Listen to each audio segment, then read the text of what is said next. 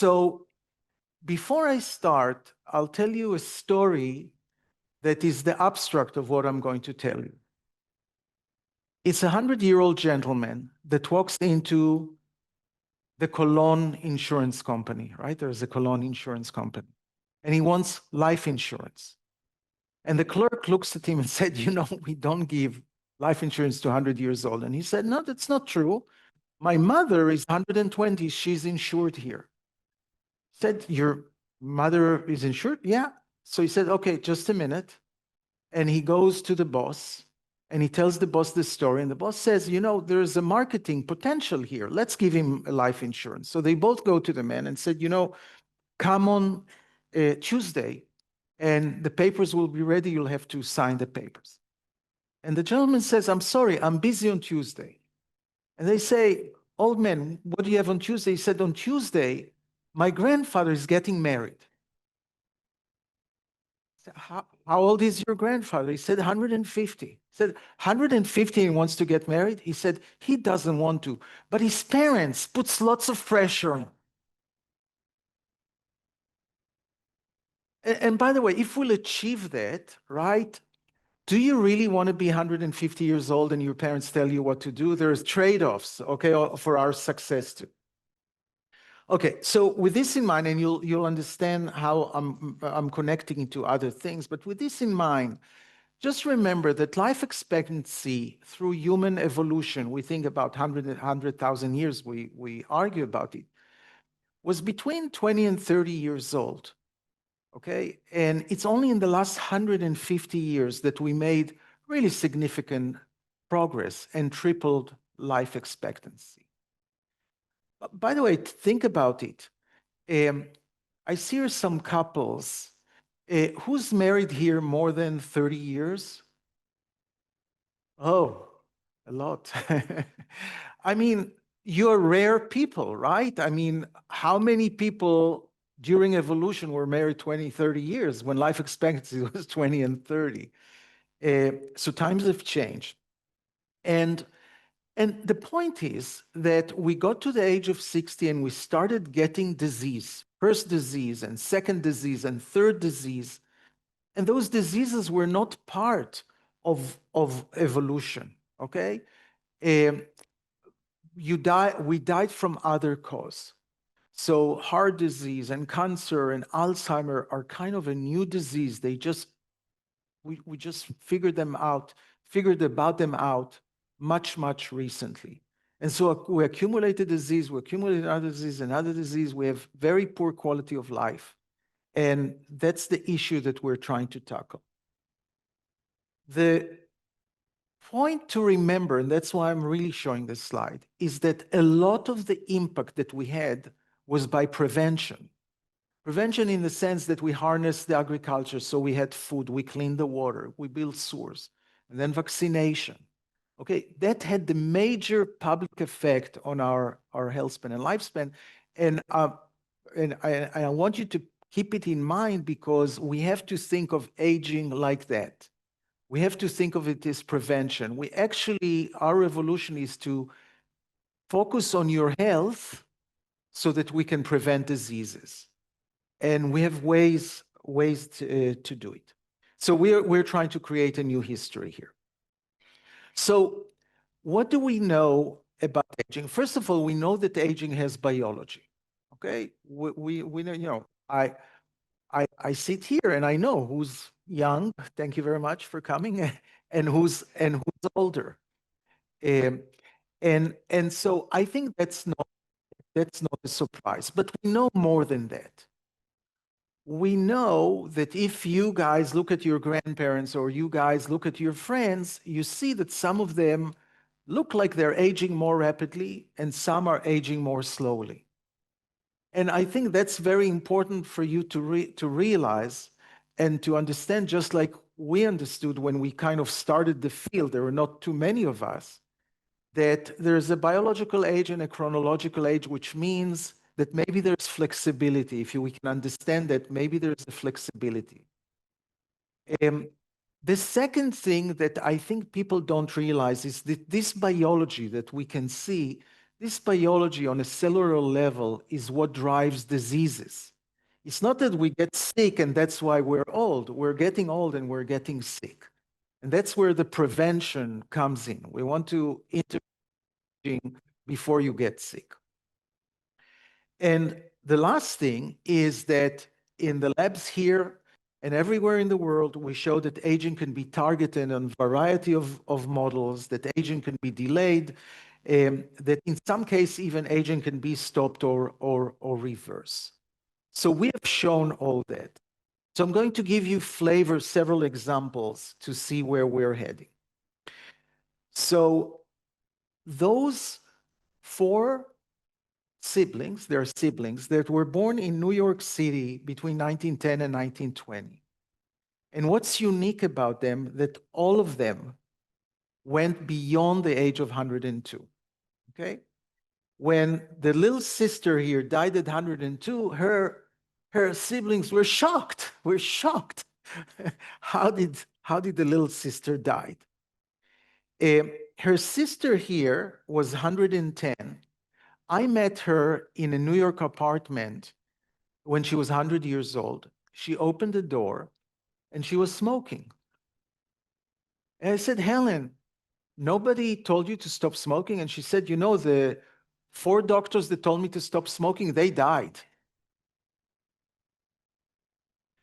But I started collecting centenarians. We have like 900 centenarians now and their children and other. We have several studies with the idea that something slows their aging, and we want to find what are those longevity genes and try to have treatment that will make us similar to them.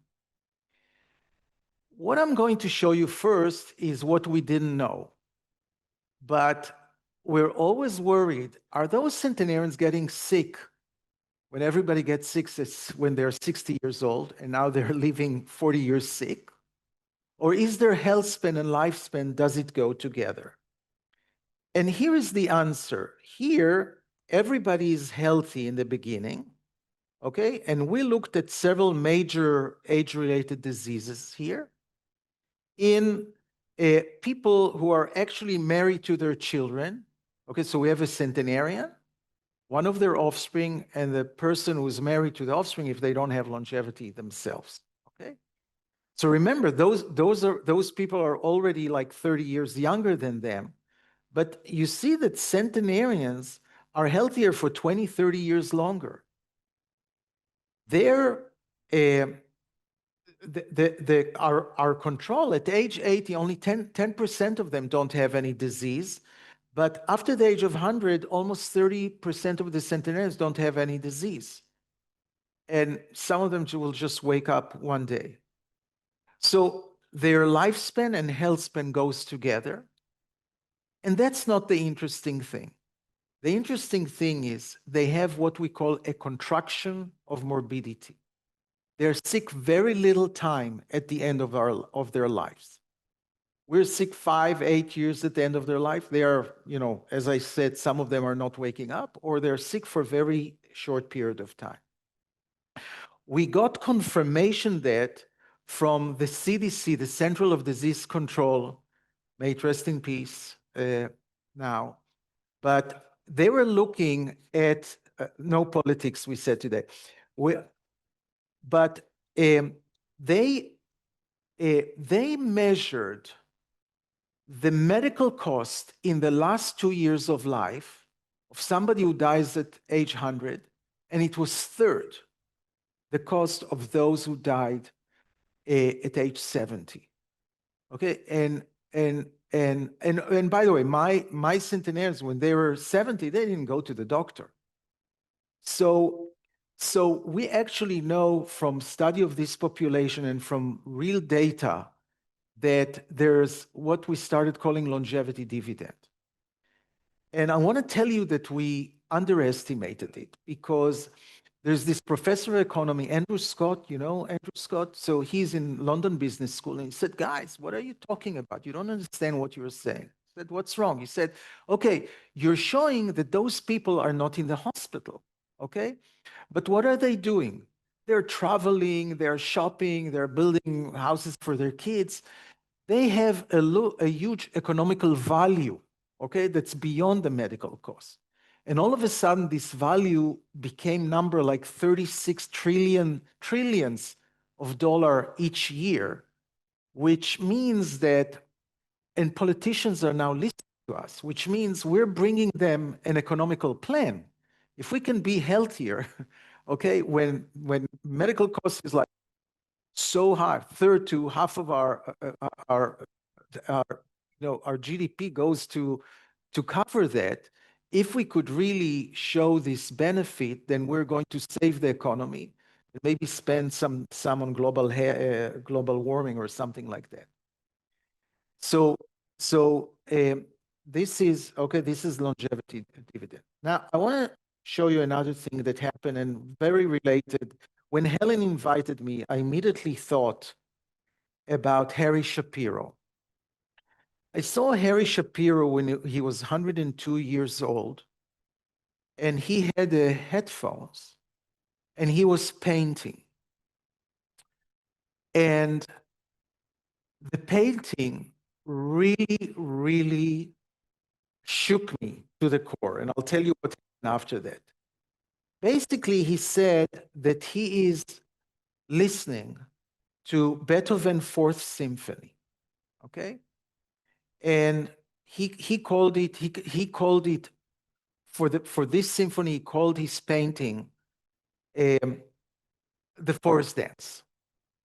And what's there, I could have come and just said what's the Fourth Symphony, but I have no idea. But I said what I put there what AI told me, right?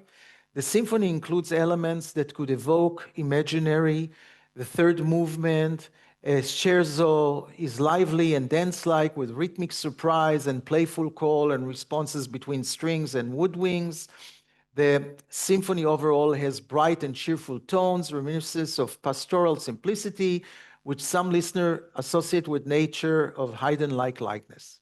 Okay, that's what AI tells. So now I have to show you the picture, right? You have it on your programs. So this is a little bit pointillist.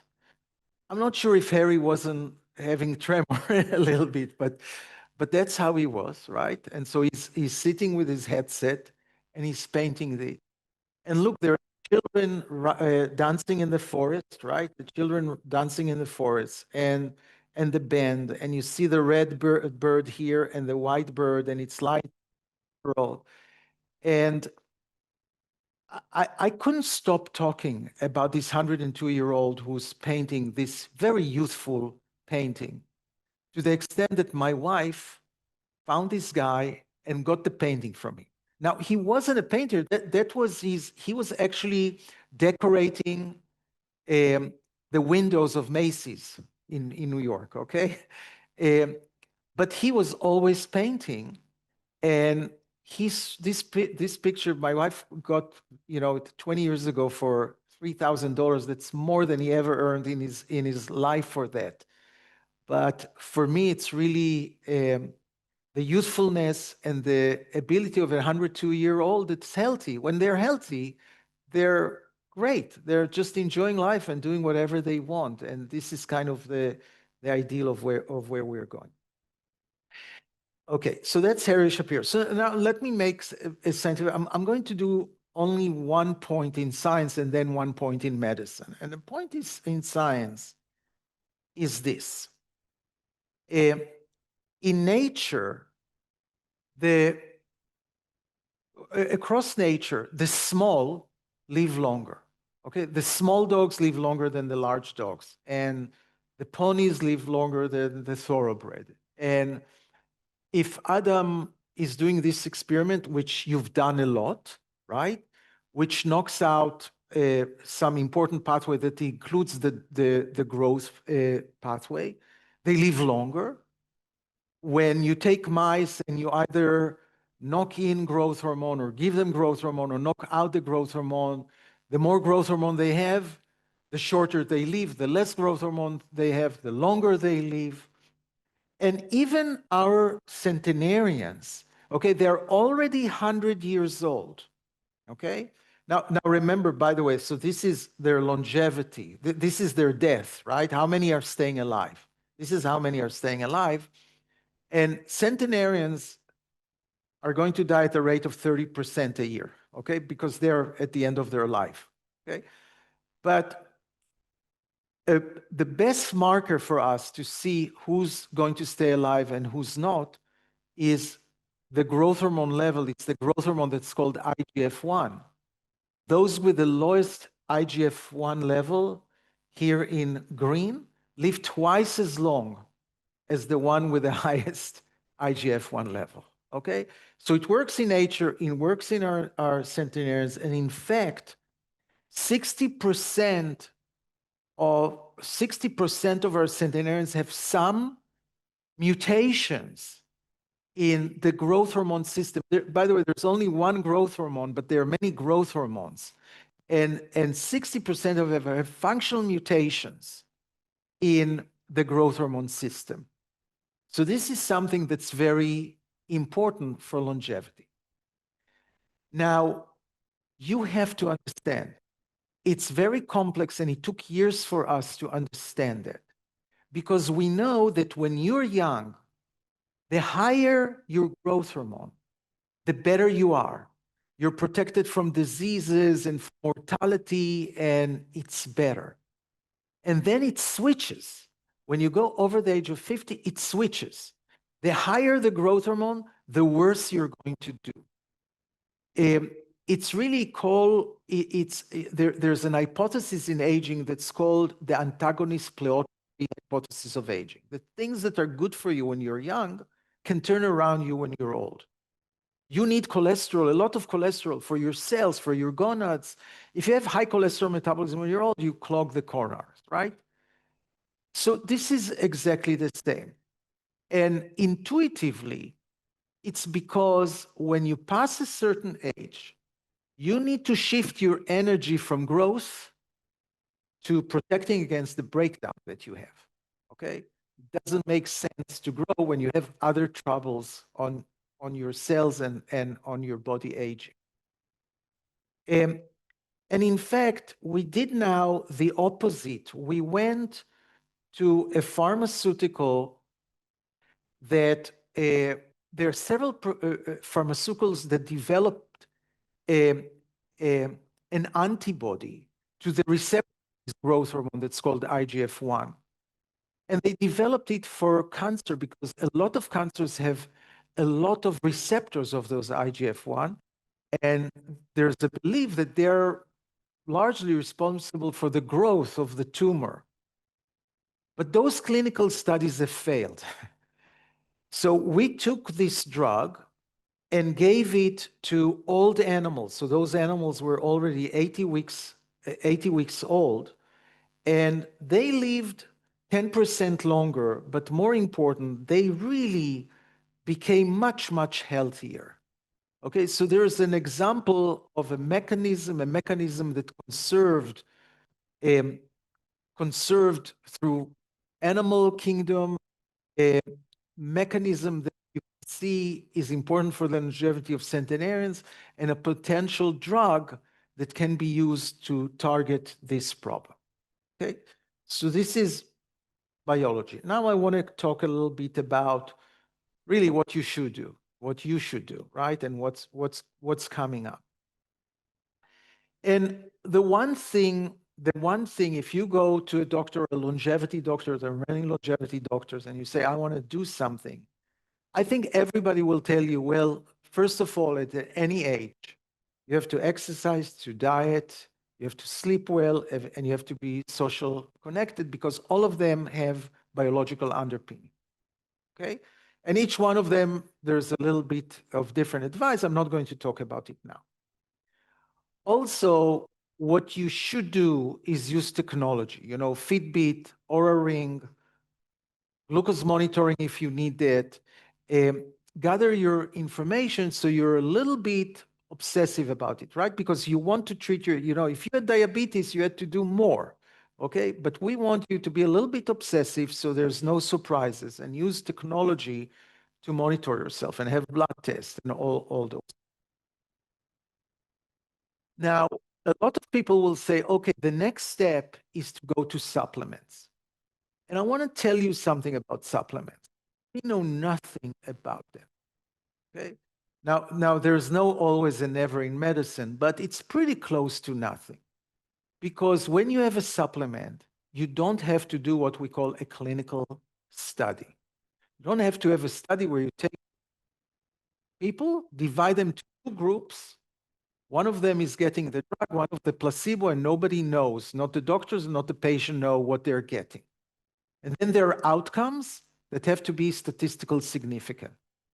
Go and find it on supplements. There's some, but really not enough. But it's more than that. It's not only the supplements, it's the multi-supplements. Okay? When you take several supplements and combine them together, and some people are doing 100 supplements, okay? There, you think it's synergistic. No, it's antagonistic. And we know a lot of potential antagonism with supplements. In fact, there was a paper a year ago in JAMA, one of the leading journals, that took population that they were following, 7 million people that they were following for 12 years. And they showed that people who had multi-supplements had 4% increased mortality. Okay, now, the reason it's shocking is people who take multi-supplement, they also exercise and diet and they do other things. And yet, there is a sign that it wasn't good for them. Okay? So I think supplements are a problem that we'll have to resolve somehow. On the other hand, there are FDA-approved drugs for some other reasons that may be good for aging, that are good for aging. I'll show you. How do we figure out if an FDA drug is good for aging? Well, we want to see what's the scientific data, what's the preclinical data, and what we should show in preclinical data is that they affect what we call the hallmarks of aging. I'm not going to talk much about the hallmark of aging, but those are cellular things that happen with aging. And we know that they're important because if we correct them, our animals live healthier and longer. Okay? And there are 12 like that, like metabolism and mitochondria, and there's lots of stuff like that, and it's not the reason I'm here. So we have to get really. So I'll give an example why this is important. Statins, okay, Lipitor. I don't know what it's called here. Lipitor, right? For cholesterol, the common drugs for cholesterol. You give them to animals, they don't live longer. Okay? They're very, very important. Okay, they're very important if you have cholesterol. It's a human disease that's killing us, and it's very important. But they're not the aging ones. Okay? So you have to show that they hit the hallmarks of aging. The second thing that you want to show is that if you give them to animal, those are our control animal, everybody is alive, then they die, that they live longer. By the way, this is an example for caloric restriction. If you take animals and give them 60% of the food that their brothers get, they would live 40% longer and much healthier. Okay, and maybe that explains a little bit of Ozempic, Manjaro, GLP-1 agonist, whatever it's called here. Probably some of the same names, right? Okay, so we want to show that. Okay, that makes this for us a gerotherapeutic, something that targets aging. On clinical, we want to see the following. We want to see that in clinical trial over years, if you give a placebo or drug, it delays several age-related disease, not one, and not the one that it was that for which it was made. Also, we want in clinical data over the years to show that this drug affected overall mortality, not a disease-specific mortality. Now I'm going to give examples of that. So if you're not getting me, I'll show you examples. But basically, there's the preclinical data that has to show that it has to do with aging, and then the clinical data that shows that this drug that developed for whatever is actually protecting our body from other diseases, which means it's probably really interfering with the process of aging. So we've been looking at those carefully, and there are several FDA-approved drugs that were given to animals and they lived longer. But the pink are the four that we are sure that highly likely that any one of you over the age of 50, and by the way, over the age of 50, all those trials were over the age of 50. Actually, they were 65 and 75, that all of those on a population based have been effective. So if the total score is 12, they get 11 or 12, those drugs.